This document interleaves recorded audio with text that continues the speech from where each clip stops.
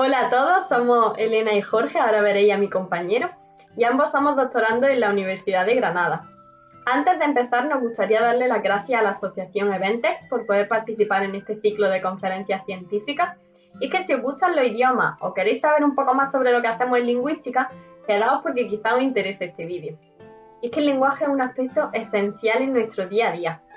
Si os dais cuenta y os paráis a pensarlo, yo ahora mismo estoy hablando a un ritmo relativamente rápido, produciendo muchísimas oraciones, la gran mayoría de ellas bastante complejas, sin esfuerzo aparente. Pero es que lo que es más sorprendente aún es que vosotros ahí detrás de esa pantalla me estáis entendiendo sin realizar tampoco ningún esfuerzo. Y este intercambio no solo ocurre ahora mismo, es que lo hacemos constantemente.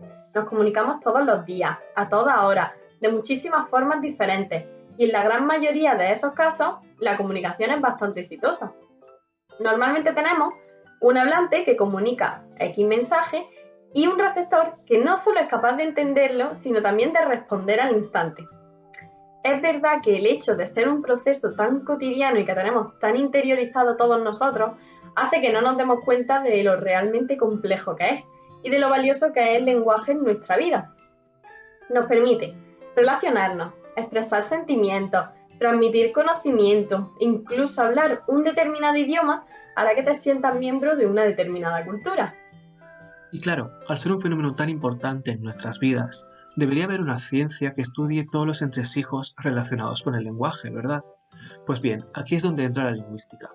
Aunque al principio no lo parezca, en lingüística existe un enorme campo de investigación. Por ejemplo, si os preguntase a qué se dedica un lingüista, ¿qué es lo primero que pensaríais? A lo mejor pensáis en alguien que estudia los sonidos que realiza una persona al hablar, o alguien que estudia la estructura interna de las palabras. A lo mejor pensáis en alguien que realiza aquellos análisis sintácticos que a más de uno nos llevaba de cabeza en el instituto. Pues bien, estos son campos muy importantes dentro de la lingüística. Sin embargo, existen muchas otras áreas que la gente desconoce y que son también muy importantes. Solo por daros unos pocos ejemplos. A los lingüistas les interesa conocer la relación entre cerebro y lenguaje, o también cómo se usa el lenguaje en el ámbito legal o en el ámbito tecnológico. También les interesa analizar textos que reflejen cómo se usa el lenguaje en el mundo real o qué aspectos de la sociedad pueden influir a la hora de usar la lengua. También es importante conocer cómo se adquiere o aprende una lengua y los procesos cognitivos que se llevan a cabo cuando se está procesando esa información. Pues bien, nosotros nos centramos sobre todo en estas dos últimas ramas, es decir, en la adquisición de lengua y también en la psicolingüística. Y vosotros os preguntaréis, muy bien, pero realmente ¿qué es lo que hacen? Pues bien, nosotros estudiamos fenómenos relacionados con el lenguaje siempre con el objetivo de intentar entender mejor cómo los hablantes aprenden, adquieren y procesan idiomas, ya sea su primera lengua, es decir, su lengua materna, como por ejemplo para mí el español, o un segundo idioma, como puede ser el francés, el inglés, el alemán, cualquiera que se os ocurra. Y es que además existen muchísimos tipos de hablantes diferentes. Y aunque parezca mentira, nosotros no solo nos centramos en los monolingües, es decir, en personas que solo hablan un único idioma, sino que para nosotros un grupo muy importante es el de los bilingües. Y aquí dejadme plantearos una pregunta. ¿Qué es un bilingüe? Seguramente la primera definición que se os haya venido a la cabeza sea la de una persona capaz de hablar dos idiomas. Y eso está muy bien, pero siento decepcionaros porque esta pregunta no es tan sencilla de responder como parece. Realmente no hay un acuerdo claro de lo que es un bilingüe y lo que no es un bilingüe. Y es que para llegar a ese consenso deberíamos tener en cuenta muchos aspectos. Vamos a pensarlo por un momento. Si vosotros tuvieseis que elegir ¿qué criterio debe usarse para determinar si alguien es bilingüe o no? ¿Cuál elegiríais? Quizá lo más sencillo sería decir el nivel de competencia en su segundo idioma, como para mí, por ejemplo, el inglés. Es decir, el nivel de dominio lingüístico que tiene en ese segundo idioma, y que en la Unión Europea, por ejemplo, se mide siguiendo una escala que va desde un A1 hasta un C2. Y eso estaría muy bien, pero la siguiente pregunta sería, ¿qué nivel de competencia o de dominio lingüístico debes tener como hablante para ser considerado un bilingüe. Es decir, ¿solo se me consideraría bilingüe a mí si tengo un nivel casi nativo en ambas lenguas, en español y en inglés? ¿O es suficiente con que yo sepa defenderme más o menos en esa segunda lengua? Seguramente muchos de vosotros también estáis aprendiendo un segundo idioma. Pensad sobre vosotros mismos. ¿Os consideráis bilingües? Porque esa valoración personal también puede ser muy importante. Y si no os consideráis bilingües, ¿por qué? También es verdad que existen personas que pueden comprender perfectamente un idioma, pero les resulta muy difícil hablarlo. O incluso hay personas que lo comprenden y lo hablan, pero no son capaces de escribirlo, como ocurre con muchísimos inmigrantes, por ejemplo. ¿Los consideraríamos bilingües? Otro aspecto a tener en cuenta es la edad en la que la persona entró en contacto con su segunda lengua. Para dejar esto más claro, vamos a ver el siguiente ejemplo. Imaginad que tenemos 3 amigos, John, Alberto y Ana. John vive en el Reino Unido, su madre es española y su padre es inglés. En su casa se hablaban ambos idiomas desde que él nació. Alberto vive en España y en su casa se habla español, solo que él ha estado aprendiendo inglés desde los 4 años en un colegio bilingüe. Ana también vive en España y en su casa también se habla español, solo que ella ha aprendido inglés en el colegio desde los 10 años y luego se apuntó a una academia. Aunque no lo parezca, estos 3 amigos son bilingües, solo que cada uno de ellos es un ejemplo de un caso distinto. John sería un bilingüe simultáneo. Alberto sería un ejemplo de un bilingüe secuencial temprano, mientras que Ana sería un ejemplo de un bilingüe secuencial tardío. Creo que la mayoría de nosotros nos sentimos identificados con el último caso. Como podemos ver, hay una gran variabilidad entre estos tipos de hablantes, y esta es una de las cosas que hace estudiarlos tan interesante. Y ahora que tenemos todas esas ideas en mente, ¿cómo se hace investigación en lingüística? Yo sé que es muy sencillo pensar en investigación en las ciencias puras o en las ciencias naturales, como puede ser la biología, la física, la química. Y es verdad que esta imagen de un científico con bata blanca en un laboratorio no cuadra demasiado con la de un lingüista.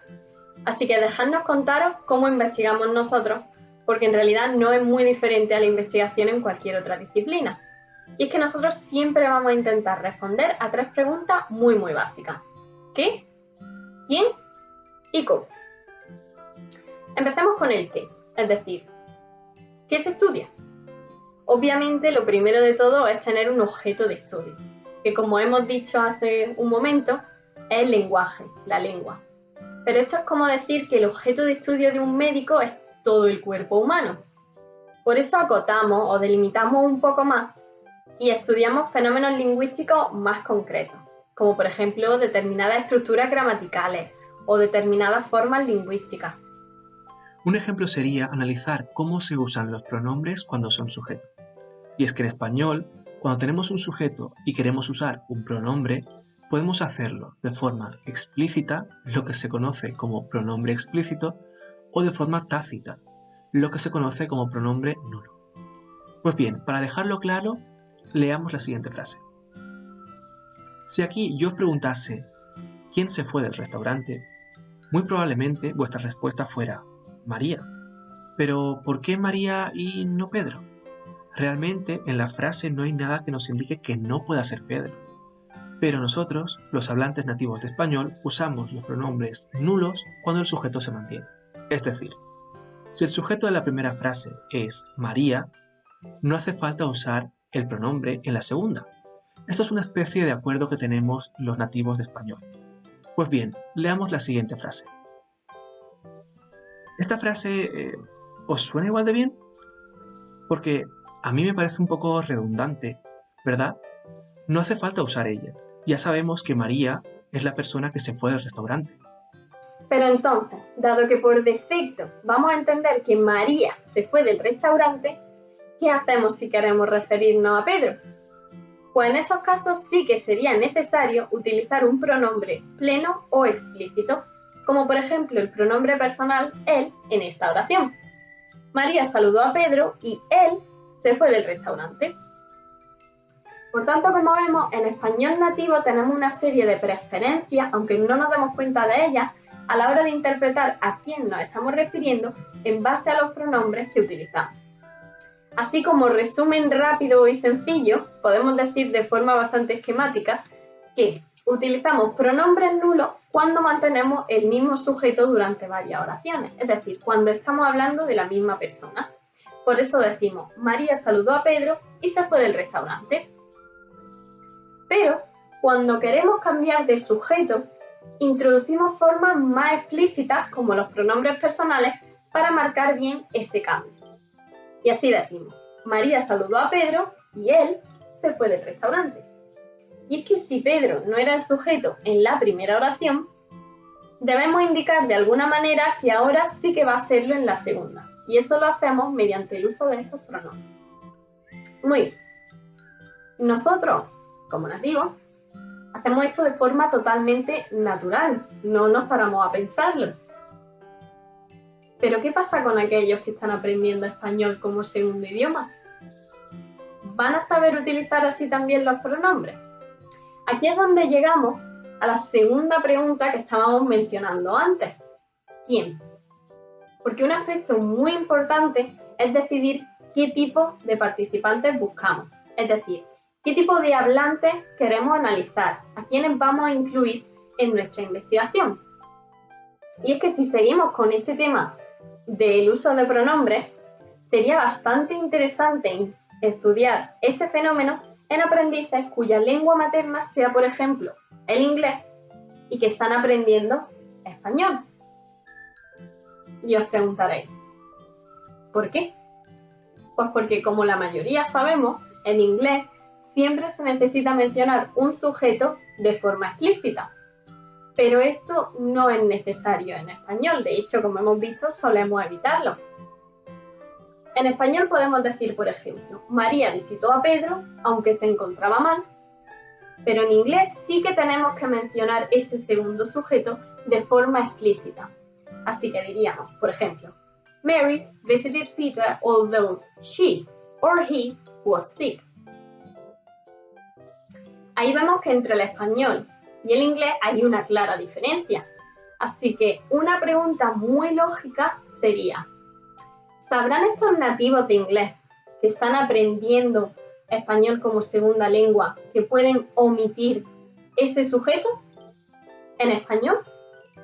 ¿O los van a utilizar como hacen en su lengua materna? Es decir, dirán, María visitó a Pedro aunque ella se encontraba mal, ¿o sabrán que pueden eliminar el pronombre ella y dirán, María visitó a Pedro aunque se encontraba mal? Bien, pasamos ya a la tercera y última pregunta que habíamos planteado antes, y esta sería ¿cómo? Es decir, ¿cómo vamos a llevar a cabo nuestro estudio? Pues bien, una vez sabemos qué es lo que queremos estudiar y tenemos una idea clara de qué participantes queremos incluir en nuestro estudio o no, tenemos que establecer una metodología. Aquí nos gustaría distinguir entre dos tipos de métodos. Tenemos los estudios experimentales y los estudios de corpus. Y sí, habéis oído bien, nosotros también realizamos experimentos, aunque no llevemos bata ni usemos microscopios. Pues bien, en cuanto a los estudios experimentales, cabe decir que lo que buscamos aquí es que los participantes realicen tareas lingüísticas de forma muy controlada en condiciones específicas. Y realmente este tipo de estudio depende bastante de lo que queramos analizar. En lingüística, por ejemplo, podríamos analizar la producción o la comprensión del lenguaje. Bien, digamos que queremos analizar la producción. ¿Qué tipo de tareas podríamos darles? Pues por ejemplo, podríamos decirles que narren una película, o que describan una secuencia de imágenes, o que tengan una conversación. ¿Y esto para qué? Pues para que sean ellos mismos quienes produzcan ese lenguaje. Bien, pensemos ahora en los ejemplos anteriores. Si queremos analizar cómo se usan los pronombres, por ejemplo, podríamos decirles que nos narren una película y así usarían los pronombres para referirse a los protagonistas. Y luego nosotros podríamos analizar esa producción. Ahora bien, si por el contrario lo que queremos estudiar es cómo interpretan, cómo comprenden o cómo procesan mentalmente la lengua, lo más común es darle oraciones que ya están redactadas y ver cómo reaccionan a ellas. Para ello podemos utilizar muchísimas tareas distintas. Por ejemplo, podemos utilizar cuestionarios de comprensión. Podemos también utilizar tareas de lectura, donde vamos a medir el tiempo de reacción o el tiempo que tardan en leer dichas oraciones de forma muy precisa en milisegundos, o incluso también podemos analizar el movimiento ocular que realizamos todos de forma totalmente inconsciente al leer una serie de oraciones. ¿Por qué? Pues porque esto nos va a permitir tener acceso a lo que ocurre en la mente de los participantes o de los hablantes en general y medir esos procesos más internos a la hora de leer. Obviamente para esto utilizamos software específico en condiciones de laboratorio, es decir, en condiciones que están muy controladas. Os voy a dar un ejemplo para que esto no suene todo tan abstracto. Volvamos a retomar la idea del uso de pronombres que hemos estado viendo hasta ahora. Fijaos en la primera oración. Como ya hemos visto, María saludó a Pedro y se fue del restaurante. Tenemos un sujeto nulo en la siguiente oración que no necesitamos mencionar de forma explícita porque los hablantes de español ya damos por hecho que si no se menciona otro sujeto es que sigue siendo el mismo de antes, es decir, María. De manera que esa primera oración concuerda con nuestras preferencias de interpretación. La segunda, pues la verdad es que no, porque tenemos María saludó a Pedro y ella se fue del restaurante. Ella. No es necesario decir ella, un nativo de español no lo va a utilizar siempre que se refiera a María, así que la persona que escuche esa oración, si también es nativo de español, va a pensar, ¿ella? A lo mejor está hablando de otra persona, sigue siendo María, no concuerda muy bien con nuestras expectativas, con nuestras preferencias de interpretación. Entonces, por lógica, ¿qué oraciones vamos a leer más rápido? ¿Las que concuerdan con nuestras preferencias, como la primera, o la que no? Efectivamente, leeremos más rápido las que sí concuerdan con nuestras preferencias, en este caso, la primera. Porque cuando leemos oraciones que van en contra de nuestra interpretación inicial, nuestro cerebro durante un segundo, muchísimo menos de un segundo, dice ¿cómo? Duda, digamos, por unos instantes y finalmente interpreta la oración de forma correcta.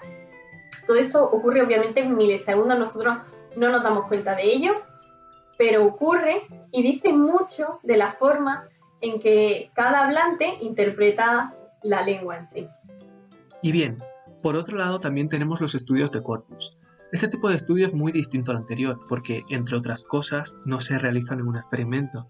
Lo que hacemos aquí es analizar un gran número de textos que fueron recogidos por otros investigadores y que luego se almacenaron en grandes bases de datos a las que llamamos, efectivamente, corpus. De esta forma, los lingüistas tenemos acceso a una gran cantidad de datos que luego podemos analizar. Una de las grandes ventajas de los corpus es su variedad. Es decir, podemos encontrar infinidad de corpus dependiendo del tipo de texto que recogen o de los hablantes que participan. Por ejemplo, podemos encontrar corpus que recogen textos sacados de novelas de ficción, de artículos de opinión o de películas. Pero claro, ante tanta variedad, ¿qué tipo de corpus podríamos usar nosotros, que estamos interesados en el lenguaje de las personas que hablan un segundo idioma o que lo están aprendiendo? Pues bien, existe un corpus que está especializado en ellos y se llama corpus de aprendices. Aquí lo que vamos a hacer ahora es ver un ejemplo de un corpus de aprendices que está especializado en aprendices de español como segundo idioma, que se llama CEDEL 2. Vamos a entrar en su web y vamos a ver cómo funciona y qué aspectos de los participantes se tienen en cuenta a la hora de realizar un corpus. Para empezar, tenemos que dirigirnos a learnercorpora.com. En esta página nos dan la opción de participar en el corpus o de usarlo y descargar los datos. Como vemos, tenemos dos corpus, el corpus escrito del español como segunda lengua o el corpus escrito del inglés como segunda lengua. Seleccionamos el primero y realizamos una búsqueda avanzada. Aquí podemos elegir entre el corpus de nativos y el de aprendices, ya que cuando analizamos los textos de aprendices, los comparamos con los textos de gente nativa para ver las similitudes y las diferencias. Como veis, este corpus recoge datos de aprendices de español que tienen distintas lenguas maternas. Para este ejemplo, vamos a elegir el inglés. También podemos elegir el tipo de tarea que los participantes completaron y si realizaron esa tarea de forma hablada o de forma escrita. Además, como cada participante es distinto, se tienen en cuenta datos como el sexo, la edad, el nivel de dominio del español o los años que se lleva estudiándolo.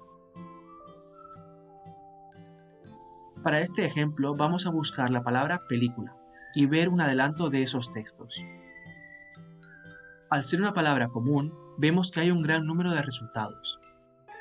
Y una vez hemos llegado hasta aquí, es decir, una vez que ya sabemos qué vamos a estudiar, a quién vamos a analizar y también cómo vamos a hacerlo, ya lo siguiente solamente sería llevar a cabo nuestro análisis con todos los datos recogidos y obtener resultados, los cuales vamos a interpretar a posteriori. Y es que todo esto nos va a permitir ver cómo se comportan en general nuestros participantes o los hablantes. Dejadme poner un ejemplo, y es que tras analizar una gran cantidad de datos o de textos, hay bastantes estudios que concuerdan en que los aprendices son generalmente más redundantes que los nativos. Es decir, aquellas personas que están aprendiendo un segundo idioma, cuando se les analiza en ese segundo idioma, suelen utilizar pronombres o formas más explícitas en contextos donde un nativo realmente no lo utilizaría porque no le hacen falta. Todo esto, como en cualquier otra ciencia, permite que se propongan teorías o hipótesis en base a los resultados que han ido ofreciendo muchos estudios. Y ya más adelante, esas teorías se van a ir adaptando o incluso refutando según los datos que vayan ofreciendo nuevos estudios posteriores. Por eso es tan importante que sigamos investigando, porque solo así vamos a seguir avanzando y generando más y más conocimiento. Y después de todo esto, quizá haya alguien que todavía se pregunte ¿por qué es importante estudiar cómo hablan los bilingües? Bueno, pues investigar en lingüística es importante. No solo nos permite saber cómo funcionan las lenguas en sí, sino también ver cómo los hablantes las adquieren, cómo las procesan y cómo las representan mentalmente. Y es que estudiar cómo esos bilingües procesan el lenguaje nos dice muchas cosas, sobre todo cuando los comparamos con los monolingües, con los nativos, porque nos va a ayudar a entender mejor cómo funciona la mente humana a mayor escala. Todo esto tiene obviamente diferentes implicaciones. Voy a terminar quizás con la más sencilla de todas ellas, que está relacionada con la enseñanza de idiomas. Porque si llegamos a entender bien cómo funciona la mente de un aprendiz cuando habla en ese segundo idioma, cómo estructura la gramática, podríamos diseñar metodologías de enseñanza más adaptadas a las necesidades de cada tipo de aprendiz y, por tanto, más eficaces. Y así no nos pasaríamos años y años estudiando un segundo idioma para terminar teniendo, con suerte, un B1. Así que esto sería todo. Muchísimas gracias por estar ahí. Esperamos los dos que os haya gustado este vídeo y nos vemos pronto.